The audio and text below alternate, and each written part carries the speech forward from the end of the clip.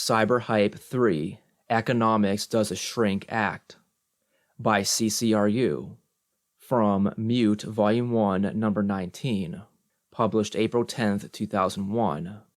The Cybernetic Culture Research Unit examines psychological economic theory, light.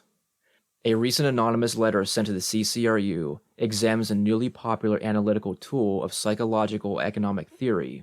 After reading the books and learning the theory, the author seems to have understand why only the light version is doing the rounds in the city today. Read it for yourself.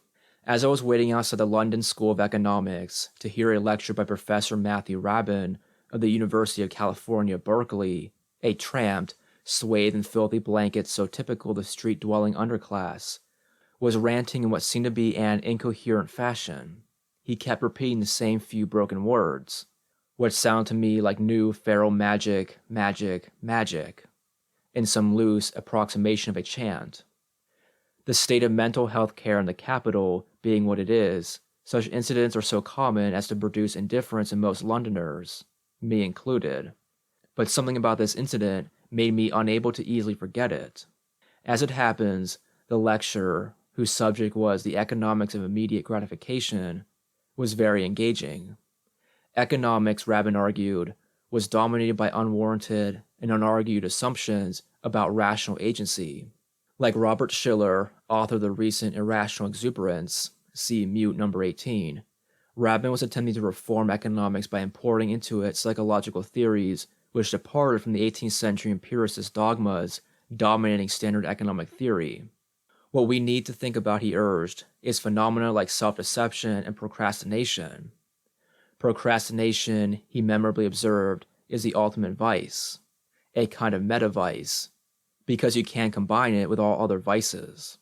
Like Irrational Exuberance, Rabin's work appears radical when compared with the absurdly insular fantasies of academic economics, but timorously cautious when set against a reality-mutating machine of global capital.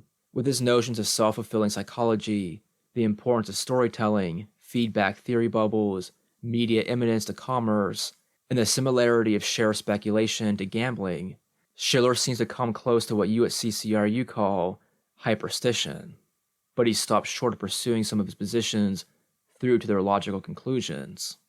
Why? The only theorist who had pursued these was a so-called professor of libidinal economics, Robert Kennington. In Kennington's account, it was only Freud who understood that economics is not about the representation of particular zones of the real. Rather, the real is economic through and through, making him the one real economic theorist of any merit. According to Kennington, Freud dealt with economics in its most abstract sense, the study of flows and their regulation. The de-demonization of psychoanalysis by Adler-influenced U.S. driving ego theory had led, so Kennington insisted, to a mutual corruption, both moral and intellectual, of economics and psychology. Each finds the other's Oedipal blind spot. Freud shows that there is no irrational.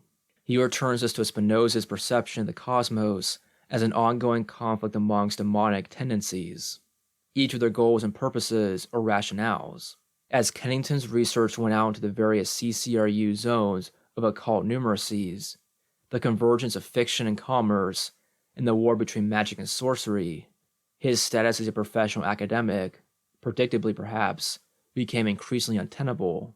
His last published paper, a denunciation of the new era of thinking which, as Schiller establishes in Irrational Exuberance, accompanies all speculative bubbles, was entitled New Fear Magic, How New Era Thinking Will End in E-Catastrophe. Everything after that is rumor. The inevitable mental breakdown happened. There was a messy dismissal process, and then nothing. He seemed to disappear, completely. The question that came into my mind at that moment, and what has haunted me ever since, will now be obvious to you. Could that ravished bum outside the LSE really have been Kennington? Thinking of his haunted pallor, I understood at once why Schiller and Rabin are so conservative. Be careful out there.